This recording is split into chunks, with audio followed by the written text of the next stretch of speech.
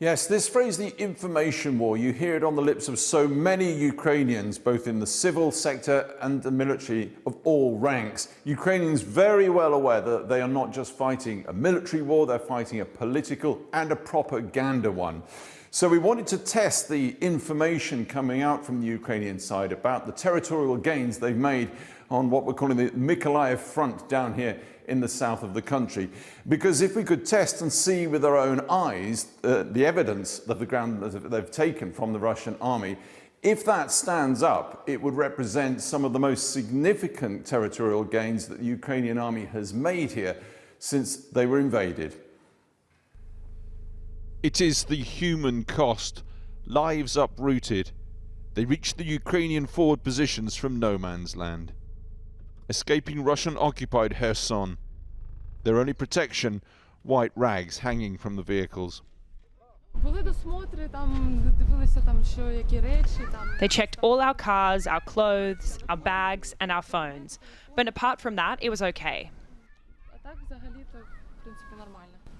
They're telling people to stay inside.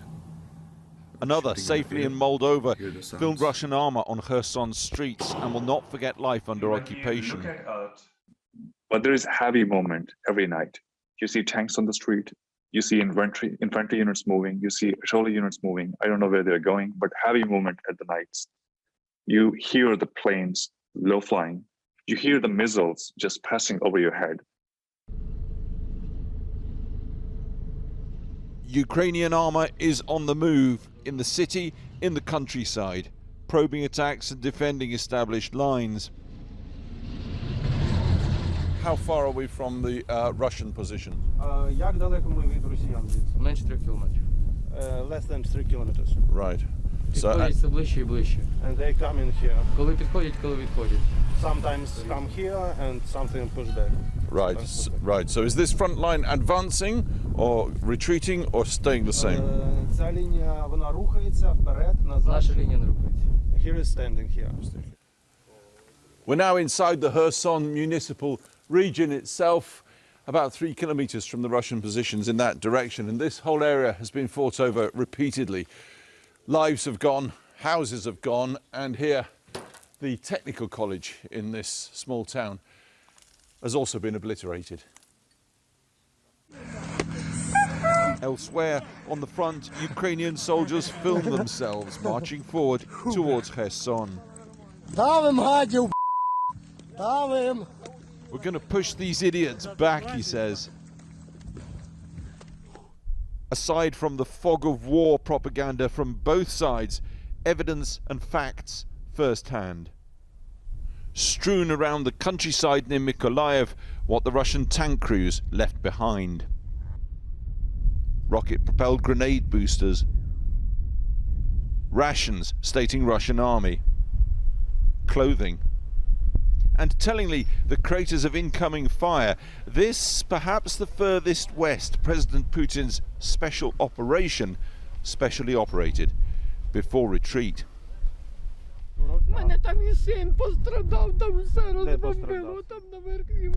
My son's house on the upper street was totally destroyed. The place was brand new. Katerina Prihorovska recalls the recent Russian assault on her village, Hurivka.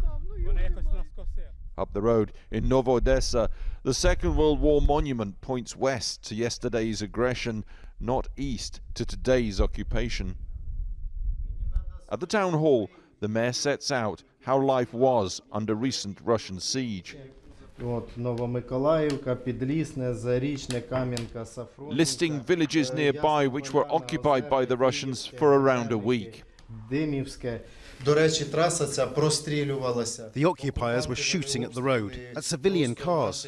One of our residents was killed by this shooting. Images filmed by the mayor show Russian army vehicles abandoned, captured or destroyed. Faced with the Russian assault from the south through the east to the north behind me, the people of Novo-Odessa did the reasonable thing and detonated the bridge, depriving the Russians of a road route south to the town. Now, ultimately, the rout of the Russian forces here was notably successful, but it was not without cost. He also filmed the wreckage of a Ukrainian helicopter. He said it had been shot down. The images include the bodies of 3 crew. The evidence on the battlefield then unequivocal here. The Ukrainian army is advancing. But armour still rolls through the streets of Mykolaiv city by day. By night, curfew, virtual blackout, and the air raid sirens. Alex Thompson reporting. Now, on the other side of Kherson is the city of Melitopol. It was taken in the early days of the war as the Russian forces from Crimea moved upwards towards Mariupol. A short while ago, I spoke to the mayor of the city. Now, he was abducted by Russian forces 17 days ago and then freed 5 days later. Images of Ivan Fedorov being marched out of offices by armed men with a bag over his head were caught on CCTV and broadcast around the world. It also sparked protests in the occupied city. So I started by asking him what had happened when he was taken. Russia Federation don't agree with my position about Ukrainian Melitopol.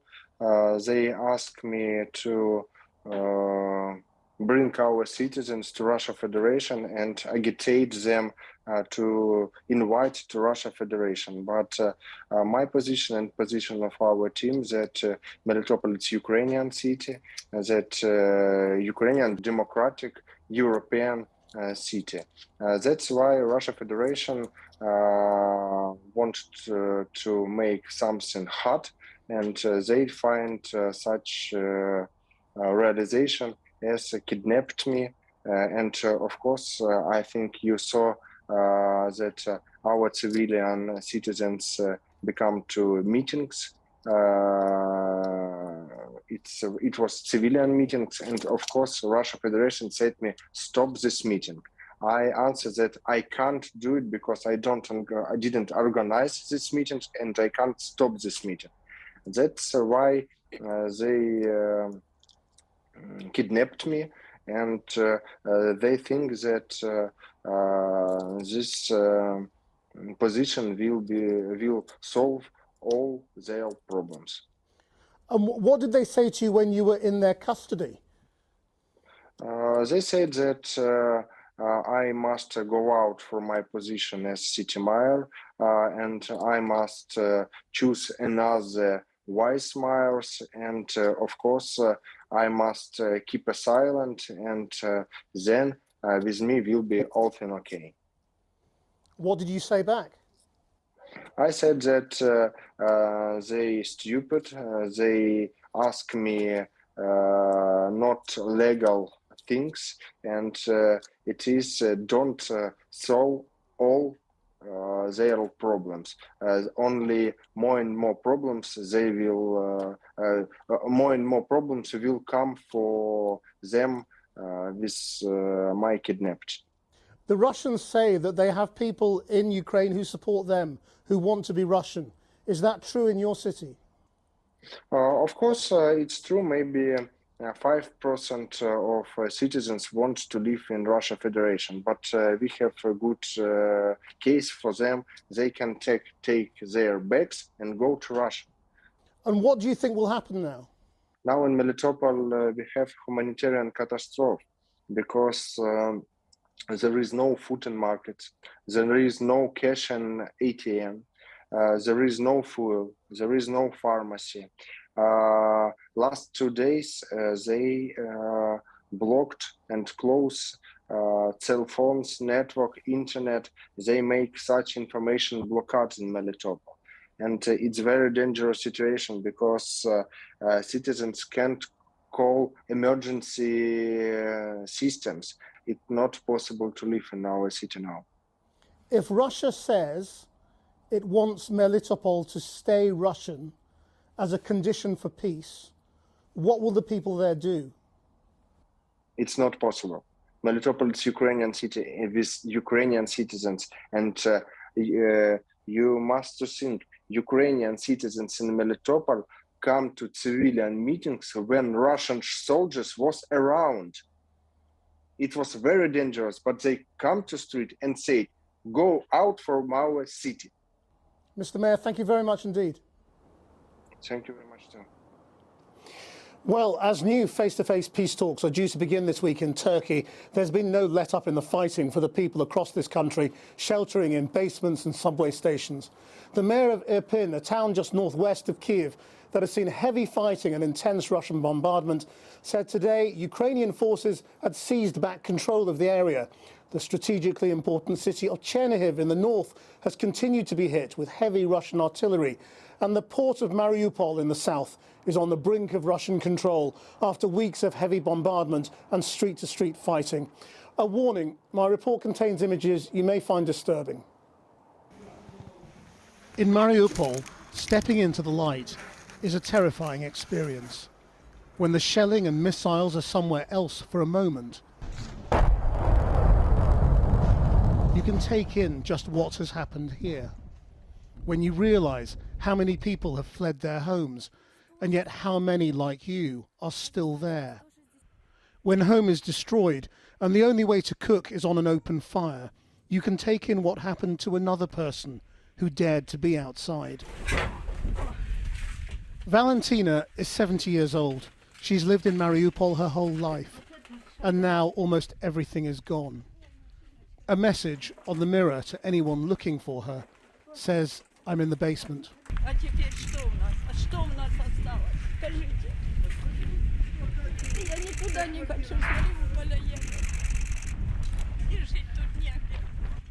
The local reporter who keeps us updated on Mariupol is Artem Popov. Russian troops today control about 50% of the city. They entrenched themselves in the west and east. The invaders continue to move to the city center. Fighting is going on the central streets of Mariupol today. In those Russian-controlled parts, there were remarkable scenes. As they raised the flag in Ukraine, it's worth recalling that the music of what is now the Russian national anthem was first that of the Soviet Union. The propaganda footage filmed by a Russian journalist shows what are purported to be local people apparently delighted. The Russians now appear to control the area around the theatre, where Ukrainians claimed the bombing was a war crime, killing around 300 people, many of them children. So expect a new Russian counter-narrative soon. In the places Russia is taking, it needs the population to accept, if not embrace them. But day after day in Kherson, occupied since the first week, people have protested and there have been reports of arrests and disappearances. In Lviv, we met Artem, who had just escaped. He told of seeing his family's neighbours taken away by Russian forces. В наш двір приїжджала команда російських спецпризначенців, і вони вломлювалися до мого сусіда по дому. І був ще один варіант у моєї сусідки, етажем знизу приїжджали і забирали двох хлопців і одну дівчину з пакетами на голові. І зараз ніхто не знає про їхню долю, що з ними сталося. There are Ukrainian fears that Russia is giving Chernihiv in the north the same treatment as Mariupol. The mayor sent Channel 4 News this footage showing the scale of destruction and mass graves being dug for the dead. Here, at least, they still have coffins. Ми сьогодні працюємо, як і вчора. Ситуація у нас майже без змін. Ворог продовжує гатити по місту Чернігова. The attacks on Chernihiv were what the Russians were boasting about today, claiming to have shot down 4 Ukrainian jets over the city. But no explanation of why, when they say they're focused on Donbass in the east, they are still attacking the north. Well, while fighting continues across the country, a new round of talks are due to begin in Turkey between Ukraine and Russia. So how will the current balance of power on the battlefield be likely to influence those talks?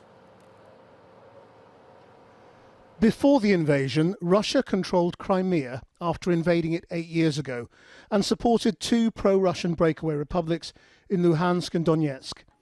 Since February 24th, it's pushed out from those 2 areas, seeking to win a land corridor to link them with Crimea, with the destructive battle to seize Mariupol critical to that task.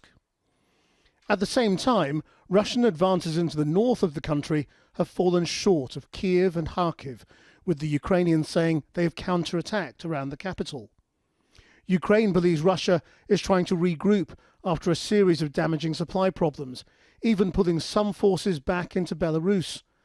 But could Putin now press a peace deal, despite what's happened in the north, which enables him to claim success and recognition in taking the east and south? Last night, President Zelensky said he might accept Ukrainian neutrality and committing to being a non-nuclear power. He even ruled out trying to liberate the whole of his country. Я понимаю, что освободить полностью территорию, заставить Россию невозможно. Это приведет к Третьей мировой войне. Я прекрасно все понимаю и отдаю себе отчет. Поэтому я и говорю, это компромисс, да, компромисс. Вернитесь туда, с чего все началось, и там попытаемся решить вопрос Донбасса. Сложный вопрос Донбасса. But that won't be the only complex issue to resolve. Ukraine won't accept full demilitarization of the country, and that's a key Russian aim at the start of the war. Ukraine wants any agreement to be guaranteed by third parties, but who would be acceptable to both sides. And President Zelensky says any final deal would have to be put to a referendum, and who knows if the Ukrainian people are in any mood to accept a compromise with Russia after a month of destruction. Well, we'll discuss all of that in a moment, but first there are conflicting claims tonight over whether the now sanctioned Chelsea owner Roman Abramovich and Ukrainian peace negotiators have suffered poisoning symptoms. The Russian oligarch is reported by some sources to have accepted a Ukrainian request to help negotiate an end to the Russian invasion. Our reporter Porrick O'Brien is in the newsroom. Porrick. Krish, this is based on work done by Bellingcat, the collective of open source journalists. Some background quickly, first of all. Roman Abramovich has been involved in a series of peace talks to try to bring the war in Ukraine to an end, it transpires. He is uniquely placed to do that, of course. He has the ear, on the one hand, of Vladimir Putin, he himself, as you said, sanctioned by the UK and EU, Abramovich, that is. On the other hand, he's also well connected in Ukraine. So, according to Bellingcat, on the 3rd of March, Abramovich was in Kiev with another Russian businessman and a Ukrainian MP engaged in these peace talks. The talks went on late into the night, and about at 10 p.m. on March the 3rd, they went back to an apartment in central Kiev.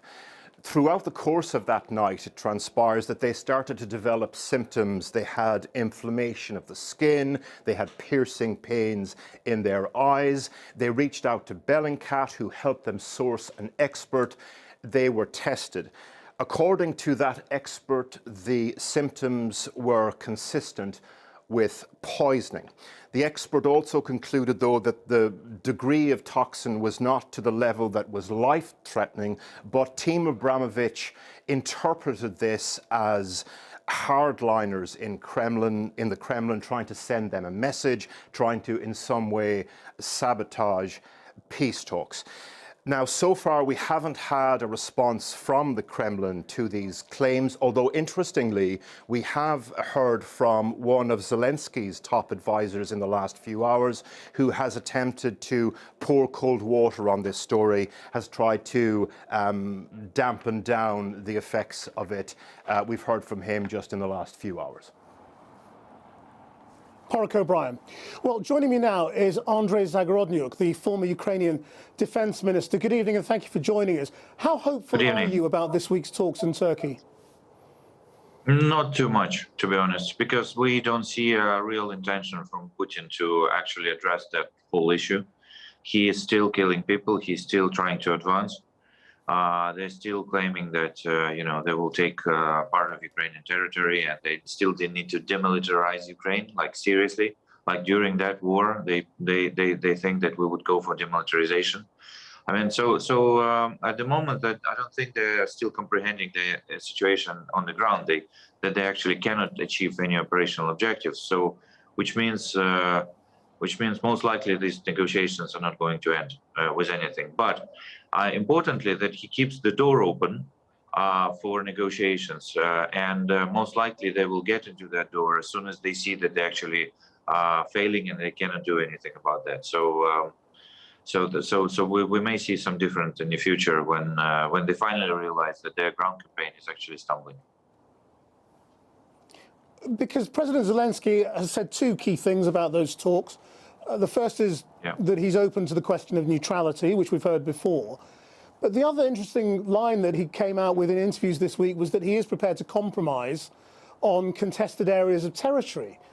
Does that mean that he could potentially let Russia keep the Donbass? Well, let me remind you that the compromise on this, I wouldn't call them contested territory, because when some country occupies the other one, and you don't call it contested territory, you call it occupied territory. But nevertheless, so the compromise on that was tried to be found 8 years ago during the so-called Minsk process. And during that period of time, there were already some compromises. There were some kind of, discussions about the of sort of special status. And as we can see, they didn't lead to anything. So I'm sure that Zelensky is happy to find some solution, and he's happy to try, because he does want the peace. That's absolutely clear. But honestly speaking, there's not much hope at this stage where Russia is, and how hard they can still try to achieve at least something, that they will actually do anything like that. Most likely, they will go for the real negotiations. They will actually start real negotiations when they understand that they don't have many other options. I mean, Russia is very close to having Mariupol now. If they get that, can you see a final status after this war in which Russia does have access to Crimea over land? Technically, it would be very difficult for them to control. So one thing is to invade the territory and put some troops there. The other situation is to control it. There is no loyal population in those areas to Russians. Russians killed so many people that people just hate them there. There is no misunderstanding who did that. There is no misunderstanding that this was like unsubstantiated attack, which means that we gave no reason for Russia to even start any sort of operation. Not talking about operation of that type of brutality and that extent of atrocities and so on. So holding those territories, it would be extremely difficult. So I don't think that that would be something really realistically achievable for them. For Ukraine to agree that Russia owns it, we in fact would reward the aggressor. We in fact would concede to the aggressor, and by that would reinforce its further attacks on Ukraine. So it's actually a bit illogical. And also, in a modern world, especially in Europe particularly, you don't want the peace which is reached through the war, through the destruction, and then think that this is okay. This is this is something we can live with. That's not the world which we would like to live in, to be honest, and nowhere. That's not the peace deals which we need to see, because this is not peace deals. These are something totally different and not acceptable. And very briefly, do you believe this stuff about Roman Abramovich? Oh, honestly, I don't know. It's some sort of conspiracy theories and some kind of stories which we just learned about today. Perhaps there are some negotiators which are trying to help, but honestly, there's just one person who decides everything in Russia, and that's not Roman Abramovich. This is Vladimir Putin. This is a person who is already a war criminal by far, and only he decides whether he wants to stop the war or not. So let's not think that there is some sort of objective truth, which some people can find it. It's one guy who decided that sovereign nations should stop existing. So that's it. That's what the reason for this war. Mr. Zagorodny, thank you very much indeed for joining us. Thank you. Well, with me now is the retired colonel and former defence advisor to Ukraine, Liam Collins, who helped train and reform Ukraine's military between 2016 and 2018. So perhaps you're not as surprised as everybody else at how well Ukrainian forces are doing. No, absolutely not. I mean, if anybody has been over there and seen the Ukrainians perform over the last 6 years in training, I mean, they made a committed effort to reform their defense establishment starting in 2016. And so they made a lot of reforms, not all of them they want to make. So that internal commitment to reform the defense establishment, Western aid in terms of training and advisory assistance and weaponry, as well as a culture of volunteerism and then a culture of discipline initiative at the lower level, empowering lower level leaders to seize the initiative on the battlefield. Those things together, you know, I'm not surprised at all. I mean, they're going to outperform Russia at the tactical level every time. Well, just break that down for us a little, if you will. I mean, how significant has the foreign aid, the American aid in particular, been? Yeah, I mean, without a doubt, I mean, the aid has been significant. Again, I mean, some of it is the Ukrainians themselves, but they're dependent on that aid. They don't have enough weaponry and ammunition for the types of engagement that they're having. So they need that support. And so the Javelin weapon systems, for example, the anti-tank weapon systems, when Russia sent T-92 tanks across the border in 2014 to support separatists, albeit at a much smaller level than what they're doing now, they were pretty much impenetrable against what the Ukraine had. So now, as in other anti-tank missiles, they're able to take out a lot more armored vehicles than they would have otherwise been able to. Do you think with everything that they are getting now, they have the ability to actually push Russian forces back, perhaps even push them out? It's going to be a long fight. I mean, they're facing an overwhelming military still, right? They're being smart and selective about where they conduct these counterattacks. They're going to do it at a time and place it to their tactical advantage. And so they're going to have these gains and potentially push them back. But it's, again, they're facing an overwhelming combat power. So it will take a long time and a lot more reinforcements in terms of weaponry from the West to allow them to do that. Militarily, I mean, Russia has said that they're focusing on Donbass. So what are they doing in the north? Yeah, I mean, that's just Russian rhetoric. The invasion hasn't gone as planned. And so they're just going to, you know, make up a rhetoric that isn't even truthful to tell their own people to try to convince them that they're having success when they're actually not having success at all in Ukraine, and it's not going as expected. And they've lost a lot of, you know, a significant portion of their military, and a lot of, unfortunately, Russian soldiers are being sent home in body bags to their families. So it's not going well. So you can't believe what he's saying. He's just, it's rhetoric for the internal consumption of the Russian population. And if they are sending their forces back into Belarus, what do you think they're doing? Are they regrouping, ready to come back, or move them somewhere else? Yeah, I mean, in terms of Russia, right, the initial invasion didn't go as planned. They've kind of culminated, and they're really at a stalemate at this point. They're trying to build up combat power, but it's going to be difficult to do. And eventually, if they're forced to go into the city, if Putin forces them to go into Kyiv, forces them to go into Kharkiv, then they're just going to, in addition to facing the Ukrainian armed forces, they're going to face tens of thousands of volunteers. They're going to fight as guerrillas, and it's going to be a brutal urban fight. And they're leaving their relatively protected positions on the outside of towns where they're just launching artillery, and then they'll expose themselves as they go into the cities. And so I think it would be a disaster for the Russians. Liam Collins, thank you very much indeed.